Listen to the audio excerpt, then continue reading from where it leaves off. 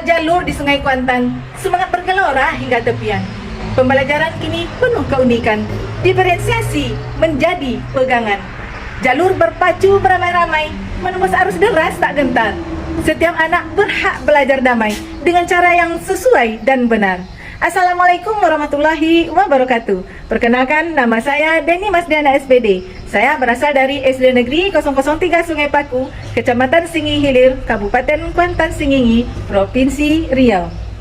Setiap siswa di kelas kita merupakan individu yang unik dengan perbedaan yang mencakup kesiapan, minat, dan gaya belajar masing-masing.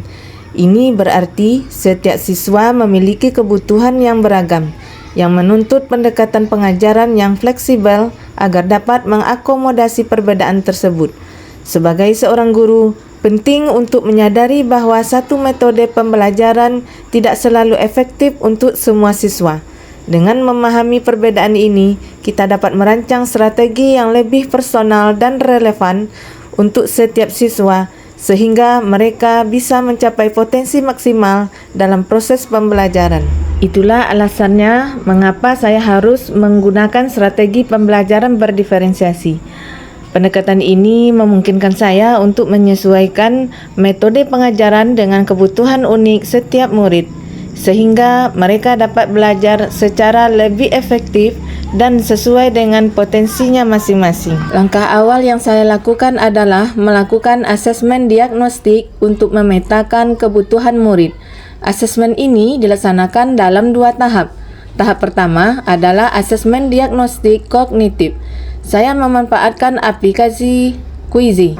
Melalui Quizy ini, saya bisa mendapatkan gambaran mengenai kondisi awal siswa terkait materi yang akan dipelajari. Tujuan dari asesmen ini adalah untuk mengetahui sejauh mana kesiapan belajar setiap murid sebelum memulai pembelajaran. Tahap kedua yang saya lakukan adalah asesmen diagnostik non-kognitif, yang mana ini adalah untuk memetakan minat dan profil belajar murid.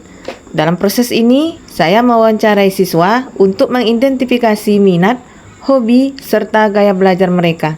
Tujuan dari asesmen ini adalah untuk lebih memahami apa yang membuat mereka tertarik dalam belajar dan bagaimana cara mereka menyerap informasi dengan baik.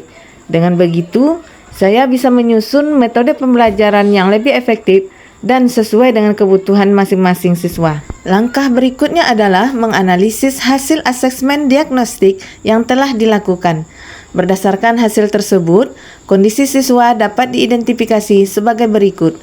Hasil asesmen kognitif menunjukkan bahwa terdapat 4 siswa yang masih belum memahami materi, 16 siswa menunjukkan pemahaman sebagian, dan 8 siswa sudah memahami materi.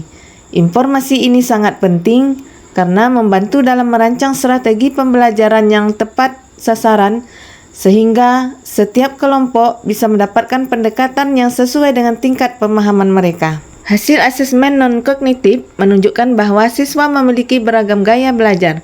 Sebanyak 12 siswa memiliki gaya belajar visual, 10 siswa cenderung belajar secara auditori, dan 6 siswa lainnya memiliki preferensi kinestetik. Informasi ini sangat berguna dalam merancang pendekatan pembelajaran yang sesuai dengan setiap gaya belajar. Dengan mengetahui variasi gaya belajar ini, guru dapat menyesuaikan metode pengajaran, seperti menggunakan materi visual untuk siswa visual, diskusi atau presentasi lisan untuk siswa auditori, membuat diorama untuk siswa kinestetik. Ini memungkinkan pembelajaran siswa menjadi lebih efektif dan sesuai dengan kebutuhan masing-masing siswa. Sebelum pelajaran dimulai, saya menyapa siswa dengan ramah untuk menciptakan suasana positif dan membangun hubungan emosional. Interaksi ini membuat siswa lebih nyaman, termotivasi, serta membantu menciptakan lingkungan kelas yang harmonis dan komunikasi yang lebih baik.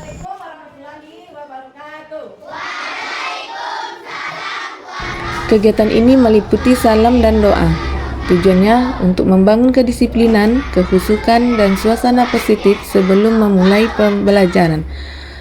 Dilanjutkan dengan menanyakan kabar siswa, yaitu untuk menjalin hubungan emosional dan kepedulian terhadap siswa, dan tak lupa pula dengan ice breaking-nya.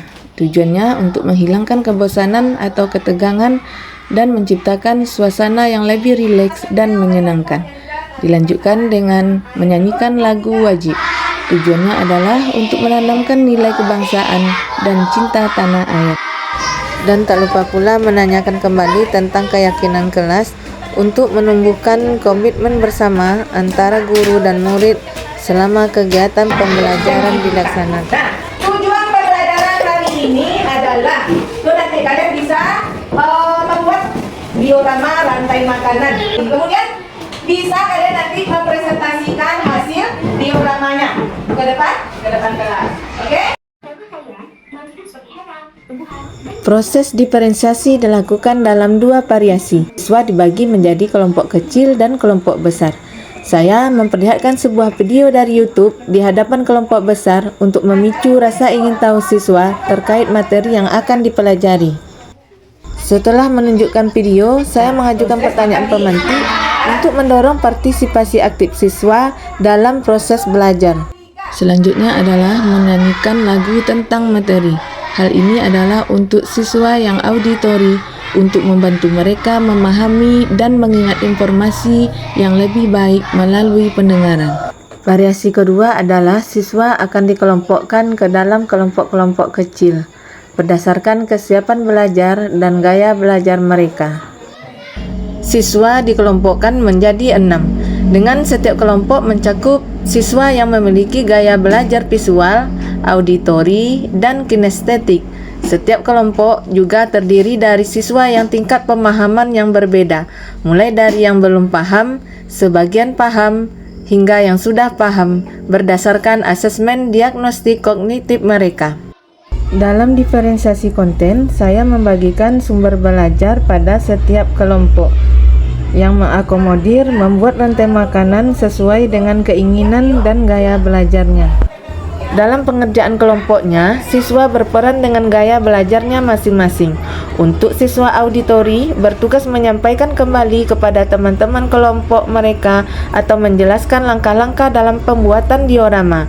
Untuk siswa visual, mereka merancang bagaimana letak produsen, konsumen, dekomposer dalam diorama. Untuk siswa kinestetik, mereka terlibat aktif dalam menata model hewan, tumbuhan, dan komponen lainnya ke dalam posisi yang sesuai dalam rantai makanan. Dalam diferensiasi produk, setiap kelompok mempresentasikan hasil kerjanya ke depan kelas. Untuk siswa visual, sebelum membuat diorama, siswa visual ditugaskan untuk menggunting gambar rantai makanan dengan rapi. Untuk siswa auditori, mempresentasikan cerita lisan tentang bagaimana rantai makanan bekerja. Untuk anak kinestetik, siswa bermain peran rantai makanan secara fisik. Pada akhir pembelajaran, saya mengajak siswa melakukan refleksi melalui tanya jawab dan menggunakan dinding refleksi untuk mengevaluasi perasaan mereka setelah belajar. Pada pertemuan berikutnya, saya melakukan asesmen sumatif dalam bentuk permainan. Permainan ini terkait dengan materi dan siswa diberi kebebasan untuk memilih soal yang ingin mereka jawab. Saya sangat mengapresiasi inovasi yang dilakukan dalam pembelajaran. Penggunaan berbagai metode dan teknologi tidak hanya membuat kelas lebih hidup, tetapi juga meningkatkan keterlibatan siswanya. Lihat perbedaan yang berbeda dalam sikap belajar anak kami dengan pendekatan yang bervariasi, anak kami menjadi lebih termotivasi dan antusias dalam belajar. Pembelajaran sekarang jauh lebih menyenangkan. Kami bisa belajar dengan cara yang berbeda dan lebih memahami materi. Saya merasa lebih aktif berpartisipasi dalam kelas. Pada dasarnya, pembelajaran diferensiasi mampu memenuhi beragam kebutuhan siswa, sehingga dapat menciptakan pembelajaran yang bermakna dan menyenangkan bagi mereka.